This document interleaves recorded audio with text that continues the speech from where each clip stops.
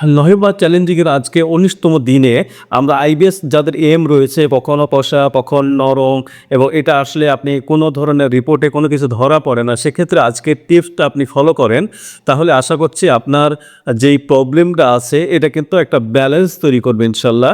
আমরা মেথি এটা কিন্তু বনাজি দোকানে অথবা আপনার মুদিখানার দোকানে কিন্তু আমরা পেয়ে যাব। সেই মেথিকে বলা হয়েছে স্বর্ণের সঙ্গে তুলনা করা হয়েছে। এই মেথি আপনি জাস্ট ১ চা চামচ ১ গ্লাস পানিতে রাত্রে ভিজিয়ে রাখবেন। দিয়ে সকালে সেই পানিটা যেটা কষটা বের হবে সেটা খালি পেটে বাসি পেটে কুলি না করে সেটা টানা আপনি ২ থেকে ৩ মাস কিন্তু আপনি খাবেন। আশা করছি আপনি ২ থেকে ৩ মাস যদি কন্টিনিউ করেন তাহলে আপনার যত মেডিসিন খেয়েছেন, আপনার লাইফে যত টাকা খরচ করেছেন, যত টাকা দিয়েছেন তার চেয়ে বেশি বেনিফিট পেতে আপনি কিন্তু বাধ্য হবেন ইনশাআল্লাহ। কী কারণে?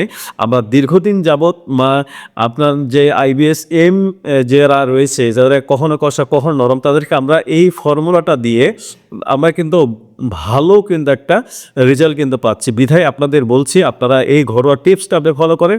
আশা করছি আপনার যেই আইবিএস এম কখনো কষা কখনো নরম, কখনো এই ডায়রিয়া হয়ে যাচ্ছে, কখনো আপনার কোষ্ঠকাঠিন্য হয়ে যাচ্ছে, এই যে একটা আনব্যালেন্স রয়েছে আপনার, এটা ব্যালেন্স তৈরি করার ক্ষেত্রে কিন্তু সহযোগিতা করবে ইনশাল্লাহ।